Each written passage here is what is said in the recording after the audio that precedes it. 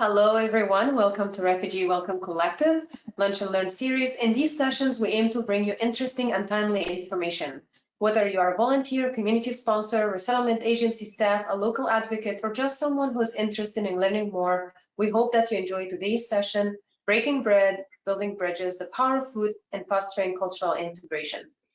Refugee Welcome Collective collaborates with partners to provide in-depth training programs, weekly learning sessions, resources, and on-demand technical assistance for sponsors, resettlement agency staff, refugees paired with sponsors, community and institutional partners, and others to support quality community engagement programs across the United States. Now we're just gonna go to a slide about some housekeeping. As a reminder for everyone joining us today, there is a control panel in the upper right-hand corner that will allow you to submit questions through the questions box. There will be a time at the end of our webinar for Q&A. Everyone on today's webinar is automatically muted. However, if you have any technical issues, please raise your hand through the control panel or submit a question in the question box so we can assist you. Additionally, the presentation from today and any resources that are going to be shared and a recording of today's webinar will be sent to you in an email as a follow-up, and you are welcome to ask us any questions there too. So now that's going to bring us to our presenter for today, David Malikiar, who is working with Coalition for Human Immigrant Rights, CHIRLA. David, thank you for joining us, and you can take it from here. Thank you so much for that kind introduction. Good morning, folks. Happy Monday. I hope everybody had a restful weekend. And for those of you that are in the hot zones, I hope it wasn't overbearingly hot. Thank you so very much. I'm glad to be here in this space. My name is David Malikiar Dawood. And I represent the Coalition for Humane Immigrant Rights and have the great pleasure of being in the collective. And as I said, with Joy and her team. So thank you again for that invitation. I'm going to make a good attempt at talking about breaking bread and the importance of that and what it really means in different cultures. It can mean different things to different cultures and folks from different parts of the world. But I guess, to keep it a little bit on the simple side, we could say that breaking bread is to engage in a comfortable, friendly interaction. In today's terms, and this is also applicable for days past. The term was originally based around, bread. We weren't as sophisticated, so bread was made in different forms in different ovens. Just if you would imagine taking a loaf of bread or a piece of bread and just literally breaking that and sharing that with somebody. It's just as simple as that, guys. It's just taking a piece of bread, breaking it and sharing it with someone. But a lot of things come with that, and it's basically symbolic and very deeply symbolic. So, as time changes, the term later came to be more figurative, but referred to the same situation, basically. So if we don't have bread now and I invite you for dinner, and most folks eat different types of things now, and it's just basically about sharing a meal. And it's used basically as a bridge to bring folks together. The term is also used to describe social interactions where food is the center and brings people together in that way. It's basically breaking bread is sharing a sense of brotherhood, camaraderie, companionship with those around you, communion. And, it is also mentioned in the Bible, breaking bread. I don't know specifically, where it was mentioned or in what context, but it was basically when Jesus Christ shared bread with his disciples. So it's even as deep as that, and it can be referred to in that religious context. So it is always very important for us to remember that bread and food is something that can be used. It's an unspoken language to bring cultures and people together, make them feel at ease. And this is also a way for folks to represent what they have Food is very, very rich, and we can look into it and basically break it down to a lot of different parts: food for the rich, food for the poor, culturally correct foods, or some cultures will eat the food, whereas others won't. But at the end of the day, it is just basically a notion of friendliness, informality, and it's derived from just that, from breaking bread. If we could please move on to the next slide, just to give me a little bit of a clue as to what we're doing on this one here. Yes, that is. So as you can see, if you really want to make a friend, go to someone's house and eat with them. The people will give you their food and give you their heart. This was said by Cesar Chavez. We all know how important and sometimes how controversial Cesar Chavez was, but these words are very true, and there are some buzzwords in here.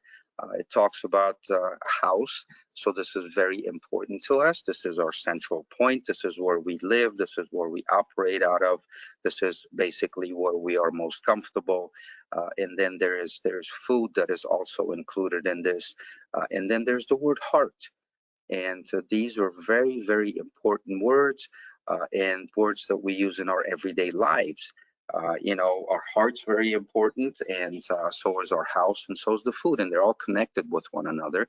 And when we invite somebody to come over and break bread with us, we just basically break down the barriers. We want everybody to feel comfortable, and we want folks to bring what it is that they are able to bring, even if it's just their good thoughts and positive attitude when we come to eat and break bread. So basically, without going any further, I just wanted to talk about the importance of that, or how it has affected me personally. Food doesn't really require a language. I think it transcends all of those borders, and it is a way to make us feel comfortable, as I said several times earlier. But that comfort isn't just on one level. I believe that comfort can be so deep that you feel that sense of relief, I guess, in a lot of ways, from your head down to your toe, because here you are, there's no other reason for being there other than making conversation, having community, and having good feelings, while sharing what it is that I can bring to that particular situation and that table. And that allows you as the guest or as the participant to also do the same thing. So the opportunity is there for us to talk to one another from our hearts and souls, and the language that we use is going to be the foods that we have prepared. And what is better than something that comes from the heart? Could we have the next slide, please? Thank you. Okay. Here we have, how food can be memory, and we'll talk about different segments of food, and then at the very end, it sort of comes together. It's a very big sort of area and topic to talk about. But one of the things that I can talk about here is food is memory. Language, religion, music, storytelling are all part and parcel of a migrant's cultural arsenal toolbox, if you will. But I think the easiest one and the softest one is always going to be, food, because that provides a sense of identity, which is apparent right from the very beginning. As an example, recipes provided answers to the questions where we were from. As an example, I want to share with you, I'm an immigrant from Afghanistan, and it's just really funny that we should have a picture of a pomegranate, right, about the subject that I'm going to talk about. Now, pomegranates are now ubiquitous in a lot of Middle Eastern countries and outside of that area, but revelation and story has it that the pomegranate, I'm not going to get into the religious aspect of it, but I think that the pomegranate right around the area of South Central Asia today you know, that's where it was discovered, and that's where it was nourished, and that's where it was basically improved. And so a lot of folks from the Middle East can identify with the pomegranate. It brings them very, very happy memories, perhaps at the grandmother's house, where she taught you how to basically prepare a pomegranate. This is something that is very cultural. And in America, we go to the grocery store, we buy a pomegranate. Do we really know how to prepare that pomegranate? I don't know. Do we go to Google and check it out and see how it's done? Some of us have had the privilege of being from that area, and so someone in our upbringing has taught us how to do that. Again, just bringing us together around food, around fruit.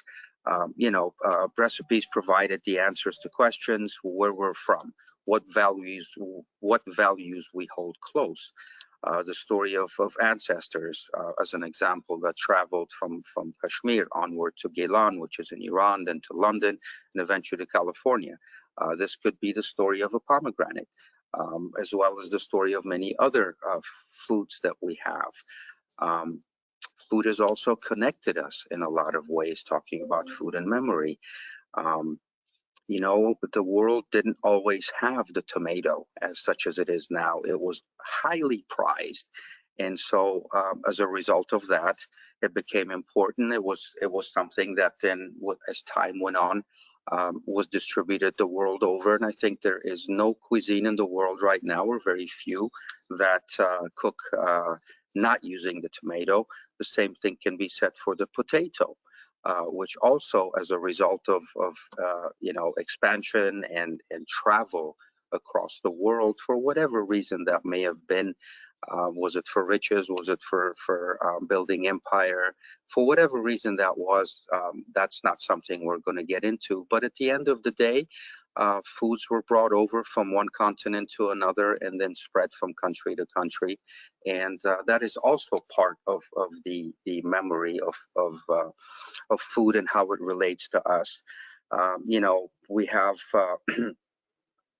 a very important example that we can use for food here. Again, most of us, or all of us, are aware of the Silk Road. That in itself was an avenue and a very, very long-standing, perhaps over 1,000-year trade route that was able to bring different foods and spices from one continent to the other. And this wasn't just bringing spices or foods from one continent to the other. This was bringing flavors. This was bringing ways of thought. This was bringing art. This was bringing to one another new styles of producing things, goods, wares, and all of it basically, again, around food. Um, we have, as an example, we have cardamom, rosewater, and things that come from the east, and we have a lot of other things that come from the west. And at the end of the day, these are all contributions to food and its memory. To wrap this in a smaller nutshell, you know, I still can smell that one particular type of stew that my grandmother made when it was wintertime. You were sure to be able to walk home from school, and that would just permeate the house and even got to your nostrils before you walked into the house. I'm sure every one of us here on this call has a similar memory, whether it's with food, whether it's with pastry, whether it's with bread, and it evokes in us a sense of comfort in a lot of ways, and perhaps it stokes good memories. It can also be the opposite, unfortunately. Maybe there has been a food or a smell or something or spice that we just did not do well with. You know, food is very strong, and it evokes memories in us and takes us places where we have been.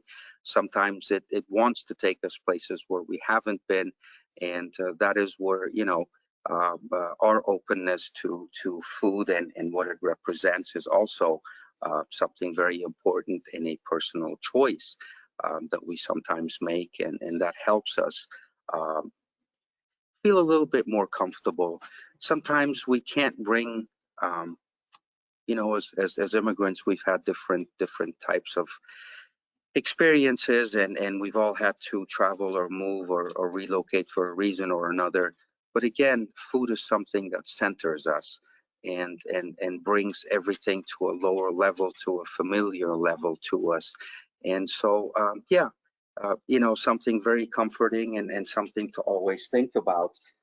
Sharing meals makes um, bridging cultures a lot easier. You know, it's always good to share something a little different from our culture with another culture.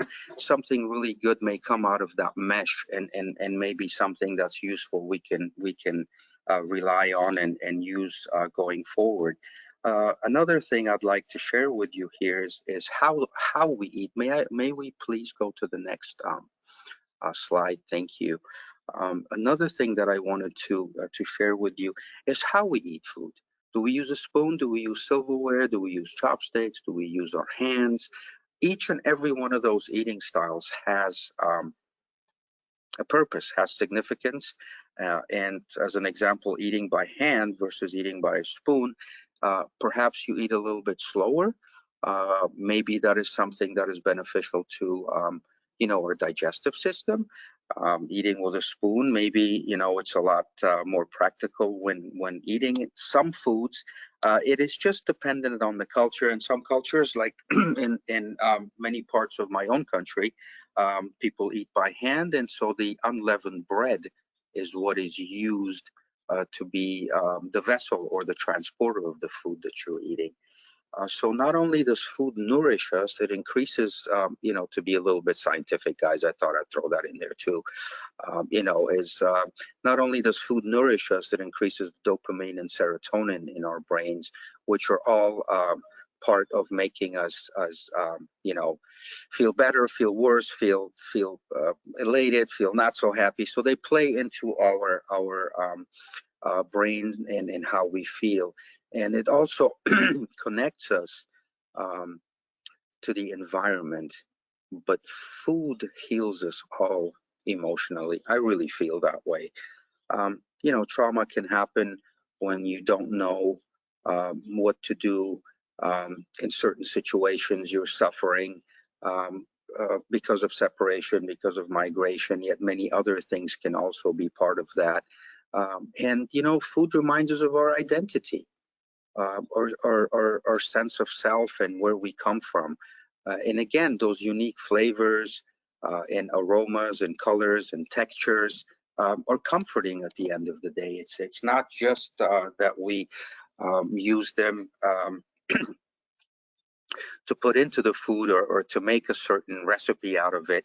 At the end of the day, you guys, it is all about finding some comfort. I know that as times have moved on, as technology is catching up with us, as life is catching up with us, the pace of life has increased. So this is also something very important for us all to consider. With the increase of the pace and the speed of life, that takes away from time that we are normally allotted to do other things. Cooking is a very, very important part of that. We're noticing, at least in my own household, we'd like to, you know, sit at the table and have a home cooked meal every night. Sometimes that's not possible because of the pace of life. So what we try to do is still make that happen, but in a more condensed version. And yet still we'd like to have in there um, flavors, tastes, and aromas that we are used to, colors, textures. All of these things are very important to us. So it sort of kind of brings us together and grounds us in a lot of ways to you know, basically something that we are in control of. We can have control over what we put in our food and how we prepare it, and to our own liking. Um, Sometimes we make it to, you know, to please somebody else because their palate is a little bit different. And again, this brings me to another issue which is important to share with you, and that is cultural sensitivity around food. Um, you know, as a Muslim, we are prohibited from having pork. And so, you know, that is something that is not very difficult to deal with, or at least for myself, having lived in the West for a number of years. You know, you just have other choices out there, and you want to, you know, be able to have those other choices and still be able to nourish yourself and still be able to have meat and not have to eat pork. The same thing in a loose way is applicable to some other faiths around the world that have cultural dietary restrictions. One that comes to mind here are fellow people in India or Hindu community, which for reasons of their own and religious reasons, abstain from eating anything from a cow or beef. Yet we have other cultures where they are prohibited from eating certain land animals. Others are prohibited from eating certain, you know, fowl and game birds and things of that sort. And they all have religious and or cultural meanings and significances, and also they have thought about these issues long and hard, and that is why certain foods have been prohibited. You know, food also has sometimes psychedelic effects, such as the mushroom. And so there's a lot of different things going on around the mushrooms. It's becoming something really big now in the last year or so that people are talking about. So it is something that we really have to think about. It is very personal to us, and we have to see what that connection is that we have to the food, and then also how we can get others to connect with us, with our communities, through the use of food and breaking bread. When people immigrate to new communities, one of the first things that they usually try to look for is a store, a center, a market, or some place where they can go and source the ingredients that they need. They may not readily be available at our chain stores or, you know, at Costco or wherever else we shop. So we need to make that due diligence and find the avenues or the stores or the community outlets that are able to provide us with those ingredients. And I'm happy to report that being from Afghanistan, I think I've found some of the best ingredients outside of Afghanistan in California. And so, you know, we have established communities here for long enough to be able to, you know, through time and effort, to be able to make those things available to us. And at the end of the day, that is also something that gives us a lot of comfort that we're looking for. You know, that cardamom in the tea, that rose water in the rice pudding, things of note for some folks, and while they're overlooked with others, but that's really important. And so I just wanted to say that ingredients that we're familiar with, foods and smells that we're familiar with are available. And I would encourage everyone to, you know, just look around if there's something that you are not able to find. Worst case scenario, it can be sourced either through friends or even through, you know, social media or sometimes through the internet. So don't give up on that, and please keep that, you know, that connection that you have with your food, because it's healing. And it's also a very easy way to connect with others, as I mentioned several times over. That is something that we want. We want to build more community. We want to have more people partake in our culture, in our food, in our smells, in our tastes. You know, food can also be very nostalgic, you guys. You know, there's a certain bread that's being baked by your mother that you haven't smelled for since you've been out of the house, since you've been in the college. That can evoke a lot of strong emotions. So always remember that that food is not just nourishment for us, but it is also a tool that helps us connect and lower barriers, you know, in everyday life, really. Sometimes we go out You know, we see a restaurant, for an example, it's a Peruvian restaurant, and I you know, have maybe never eaten at a Peruvian restaurant. It is okay to lower your guard, to go in and to try that. And that is applicable with engagement with other communities as well, you guys. Just treat it as such. When you're doing it with the food, you can certainly do it with a culture. Maybe you will go in, maybe you'll try the food, maybe you'll get some ideas of your own. Oh, wow, they use cilantro. And that kind of connects with you in one way or another. Maybe that's the connection that you needed to find. Maybe it's a dish that they serve that has a lot of love and warmth in it just by looking at it without eating it. Maybe that's something that draws you to it. This is applicable to people that you meet in your communities, in spaces that you are operating in the spaces that you're living in. Don't be afraid to make that connection. You can use food as a very strong and yet a very I guess, easily obtained tool in order to move that going forward.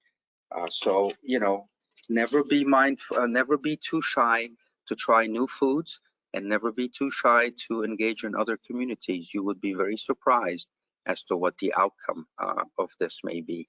Please, if you would go ahead and put off the next slide, I would really appreciate that. This is a really colorful one. Because the title says, you guys, food is community. In almost all cultures around the world, cooking is an activity that involves multiple family members. You guys, not so much these days, much more so in days past. Now mom is busy and so pop is cooking, or the other way around. We have to find that space in which to operate. And take it from me, it is some of the best time that I've spent with my family, especially with my kids, is when we cooked. It just is a different activity. A lot of people don't do that anymore. Try it. See what you think of it. It doesn't have to be, you know, a fancy meal. Just something simple. See what comes out of that. Just see how closely that brings you together, and maybe it helps you see another angle of your child or of your partner that you had never seen before.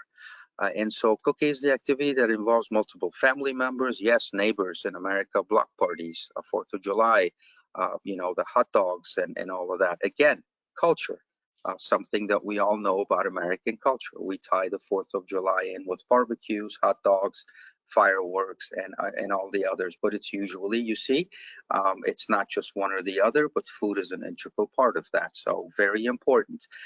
When we cook and eat together, we naturally engage in storytelling. What more can I tell you about this? I mean, you know, you just kind of get together, you have a little bite to eat.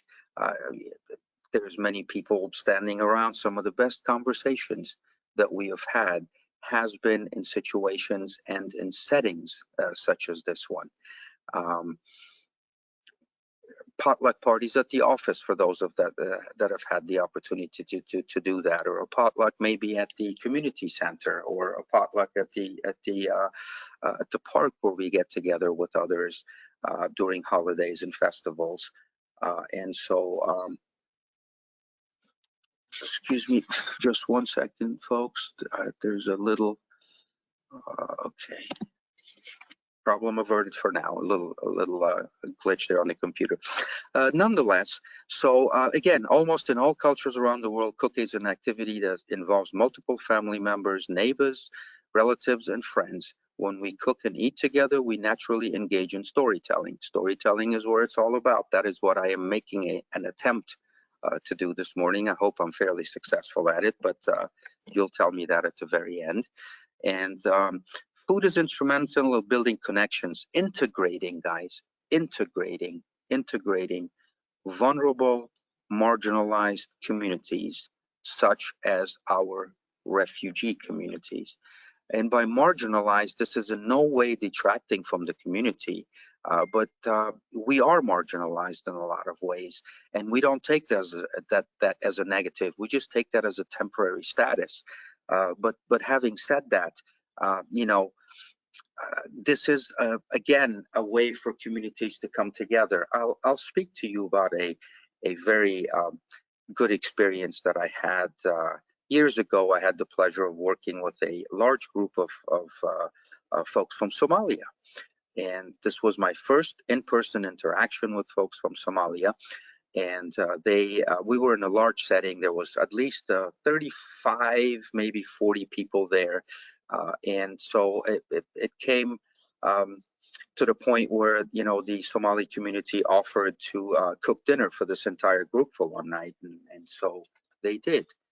And when we came to the dinner table, I was very surprised about a few things. One that stands out very vividly in my mind, which ties into what we're talking about, was there was a lot of pasta there. And I thought to myself, well, wow, you know, and I asked a question, pasta, Somalia, you know, the origins of pasta is somewhere around China, and then on a really good day, maybe Italy and Europe. But I didn't have any idea that it would be so far away and that it would be such a staple in Somalia. So I asked, and the community elder told me that, yes, this is a question we get asked often. This is a influence of the time where Italian folks were operating in that part of the world for whatever reason that was. And so that is how pasta, particularly spaghetti and fettuccine, had made it out that way. And so what happens, as we talked about, you know, earlier in our conversations today, they proceeded to make it their own.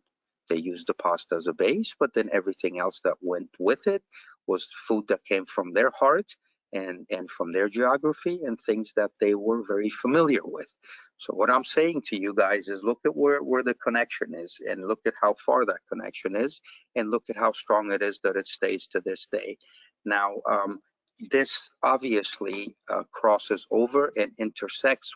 Food is the main conduit for it, but it intersects with a lot of other connections there as well. It isn't just the pasta that made it over there. If the pasta made it over there, a lot of other things were also part of this exchange. Now, many things and many dishes and many flavors then went from Somalia to Italy. So never forget the importance of the interactions that we have, and we never know where that may wind up and how far that may take us. You know, again, and I've said it many times, food is instrumental in building the connections, integrating vulnerable, marginalized communities. And look, a delicious and nourishing ambassador is food. This is an ambassador that is colorful, that is not going to give you any political stuff, that's not going to talk back to you, that's just going to give you a feeling of comfort, taste, and deliciousness. So look at food also in that respect, that it is able to be used in many different forms. The ambassadorship of it is a very strong and intricate part. So I just want to talk a little bit, if I could, about some of the sayings that I am familiar with my own culture in Afghanistan, and the importance of food, and then the importance of community. All of these things are basically captured in an old, I guess, a proverb from that region of the world, because these things preceded Afghanistan, Iran, Iraq, Tajikistan, Uzbekistan. They were one people, one area. All these divisions came about much later. So I'd like to credit that for the entire area. So I have invited a whole bunch of folks to come over to my house from my different outlying villages and neighborhoods and areas. And, you know, we've done the best that we could in order to provide food and nourishment. And we tried to make this as colorful and as best as we possibly could, as this picture illustrates here. And for some reason, Joy cannot join us that day. And she's a very important person in all of this. And we're very regretful that Joy can't be there. So what is it that we do, short of sending her food with, you know, to go basically, which doesn't have the same effect, you guys. If the food isn't eaten fresh right then and there, the doggy bag is going to be a completely different story. Nonetheless, so we miss her so much, and we really want her to be there so much that someone, usually the host of the evening, And again, guys, this doesn't tie into anything, whether it's male or a female, because most of the good, delicious cooking, most of the time in my part of the world, are done by ladies. And so it doesn't matter whether it's the host or the hostess, they will get up and they will make it a point to say, Joyet Kholis, or you were very much missed, or your space, your table, your chair was empty. This is basically just saying, wow, we wished you could have been there. We missed you so much that we wanted to express this to you. So what I'm trying to say here, folks, is food has such power that we don't really think about. I'll use a very small example. When someone comes, I'll use the United States as an example. The most recent state visit we had was by the Indian Prime Minister, Mr. Modi, who graced us with his presence in the United States some 3 weeks ago, and was invited to a state dinner, which is not very common these days anymore, particularly under the current administration. And so you know that they didn't have a French chef on there cooking for this particular function. So it was a big deal as to what it is that we're going to serve. And because there was not a lot of familiarity with what was going on, or what they were reading too much into this whole thing. So this is what I read, and my understanding is they had reached out to someone who's not only a chef in the Indian community, but is also a guru or a wise man. And he said, and this is what I read, you guys, I don't know. And so he said, let's just keep it very simple and let's not read too much into it. Let's make food the connecting point, but not the focal point. You see, guys, so food can always be used to bring things and folks and people together. A lot of problems have been solved over food. And so never discount the importance thereof, and also the impact that it has on people. We can use that particular medium, but we can then bring so many other things around that. This is applicable in our everyday lives, you guys. Just think that food is you, food is your compassion, and that is what you're using to forward and advance the cause of a less fortunate person in your life, a community member, someone that really needs your help. Open your heart by way of food in order to give the maximum relief or effect that you can. Guidance is really important, and we can use this to do that. By this I mean our food and the preparation thereof, and the little etiquettes that go around that. As I was mentioning, your mist or your place was empty. This can be applicable every time to someone, to a group of people. Please remember that you have the power through food, through your community, through the taste that you create, and through the passion that you put into your food, through the love. It is always noticed, it is always picked up, it is never discounted. Sure. And again, this is just a parity with life. Is everyone going to like that really good kebab that I made? I hope so. But there may be one or two that probably could have had it prepared a little bit differently. That's like life, you guys. We cannot make everyone happy, but as long as we do the right thing, as long as we use the medium and the tools that we have at our disposal, we can make a difference.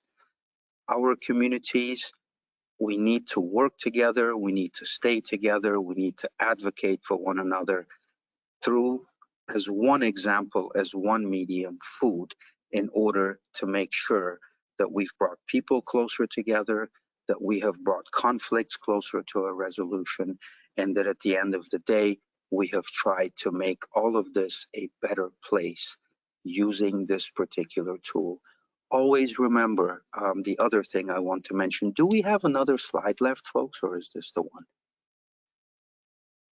I think this is our last one. Okay, we're going. Okay, that's fine. So what I also wanted to share with you is your food is your power, and you can represent your communities the best way, and a path of least resistance is through food. There isn't any politically correct or incorrect food. There isn't any food that's going to talk back to you or give you any sort of negative or positive feedback. It is what it is. It is what is in front of you in that vessel that you've put it in, with all the love, the care, and the forethought and afterthought.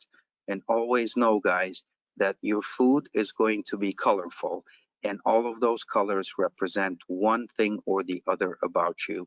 I'm going to stop right here and ask my dear colleague, Joy, if she has anything to add to this, or whether I should be adding anything else.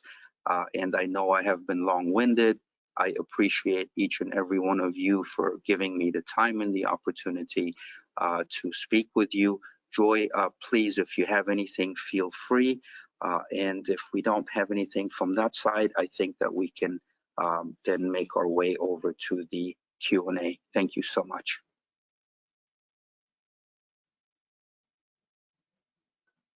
David, that's great. Yeah, we're now going to answer the questions that you submitted. As a reminder, you can still submit questions through the questions box in the control panel. David, I want to tell you, I really love the point that you made about food is a point of connection, not the vocal point. And I think I have experienced it personally, that many of the families that I worked with, many of the refugees' families, food meant a lot to them. And actually from the first week, something that we try to make sure of is to get the ingredients that they can use to make the meals that they're used to. Because yes, they are coming to a different country, different culture, different language. And the one thing that can be sure there is this one recipe that they can make this food that they're used to, that gives them a sense of home. And I love how, and this is something really we want to leave everyone coming to the webinar with today, is just be a learner. You can ask the family, what type of food do you like? What is a recipe that you would like to share with me? Standing even in the kitchen with them. This is something I've done many times, and they love it. I make mistakes. I'm not, I can call myself a great cook, but, just standing there, even, doing a barbecue with them, or learning how to do a kebab, or, eating, we call it, in the Middle East, they eat something called mansaf, which is like a rice with some yogurt, and eating that with my hand, feeding the floor more than I'm feeding myself. But it doesn't matter.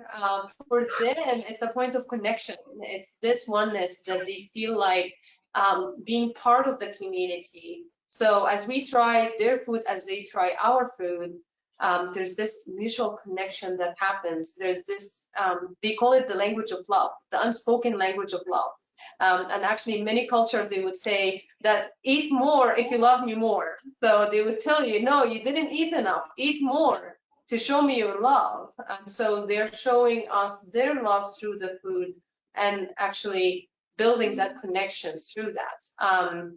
So I'm not really getting any questions now, but I will say thank you so much, David, for today's webinar, for the presentation. And thank you everyone for attending today's RWC Lunch and Learn.